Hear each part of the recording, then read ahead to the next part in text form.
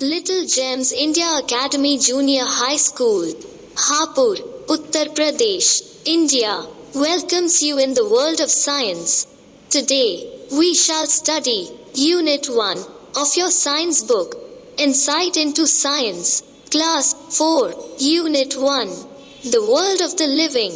Lesson 2, Plants, Living and Surviving, page number 19, Some Unusual Plants. In the previous video you have been taught terrestrial plants and aquatic plants. Now please open page number 19. Some unusual plants, कुछ असामान्य पौधे. Number 1. Insectivorous plants, कीटभक्षी पौधे. Number 2. Epiphytes, दूसरे पौधों पर उगने वाले पौधे. Number 3. Parasites, परजीवी पौधे, दूसरे पौधों से भोजन चुराने वाले पौधे. Number 4. Non-green plants, कम क्लोरोफिल रखने वाले पौधे, जिनका रंग हरा नहीं होता है. Number 1. Insectivorous plants, कीटभक्षी पौधे, कीड़ों को खाने वाले पौधे. You have read about insectivorous plants in the previous chapter. The Venus flytrap and the pitcher plant are insectivorous plants. आप पिछले अध्याय में कीटभक्षी पौधों के बारे में पढ़ चुके हैं. Venus flytrap और pitcher plant कीटभक्षी पौधे हैं. The Venus flytrap has pairs of leaves that look like jaws with teeth. When an insect touches a leaf, the leaf snaps shut. The insect is trapped inside and is digested by the plant. Venus flytrap में पत्तियों के जोड़े होते हैं जो दांतों के साथ जबड़े की तरह दिखते हैं.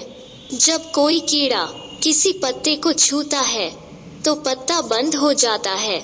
कीड़ा अंदर फंस जाता है और पौधा उसे खा लेता है और पचा लेता है. The leaves of a pitcher plant are like a cup with a lid. They contain sweet nectar. The nectar attracts insects. As an insect sits on it, the lid shuts down. The insect falls down into the cup, but it cannot get out as the inner walls are very slippery. When the insect is dead, the plant digests it. The bladderwort and the sundew are two other insectivorous plants. Pitcher plant की पत्तियां ढक्कन वाले प्याले की तरह होती हैं. इनमें मीठा रस होता है. मीठा रस कीट इंसेक्ट्स को आकर्षित करता है. जैसे ही कोई कीड़ा उस पर बैठता है, ढक्कन बंद हो जाता है. कीड़ा प्याले में गिर जाता है, लेकिन कीड़ा बाहर नहीं निकल सकता क्योंकि पौधे के अंदर की दीवारें बहुत चिकनी होती हैं. जब कीड़ा मर जाता है तो पौधा उसे खा लेता है.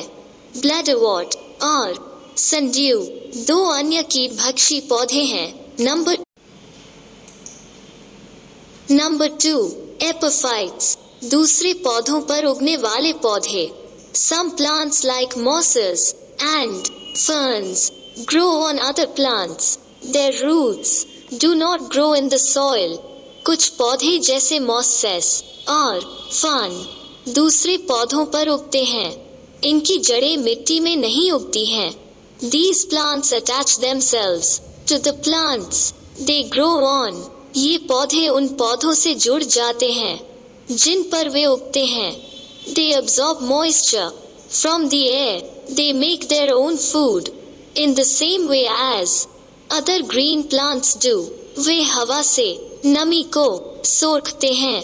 वे अन्य हरे पौधों की तरह ही अपना भोजन स्वयं बनाते हैं. Number 3. Parasites, दूसरे पौधों पर उगने वाले पौधे.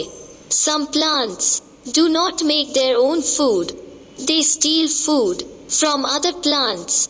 These plants are known as parasites. कुछ पौधे अपना भोजन स्वयं नहीं बनाते हैं. वे अन्य पौधों से भोजन चुराते हैं.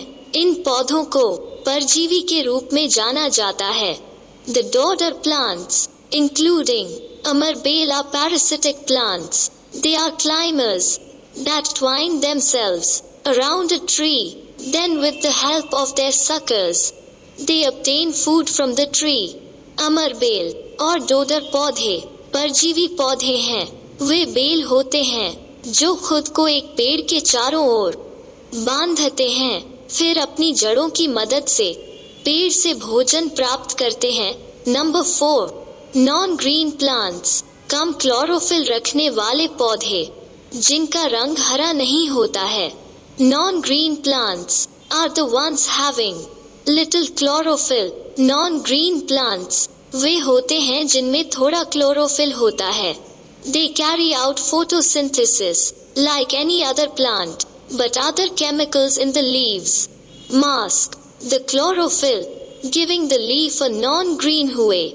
वे किसी भी अन्य पौधे की तरह प्रकाश संश्लेषण फोटोसिंथेसिस करते हैं, लेकिन पत्तियों में मौजूद अन्य रासायनिक पदार्थ क्लोरोफिल को ढक लेते हैं, जिससे पत्ती का हरा रंग नहीं दिखता है।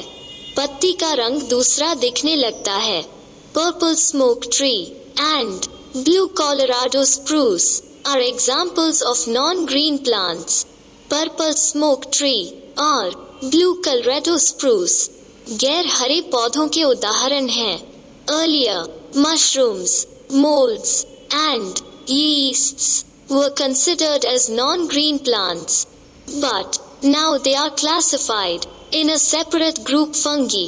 पहले मशरूम, मोल्ड और यीस्ट को गैर हरे पौधे माना जाता था, लेकिन अब उन्हें एक अलग समूह फंगी में वर्गीकृत किया गया है। My dear littles, please understand it well.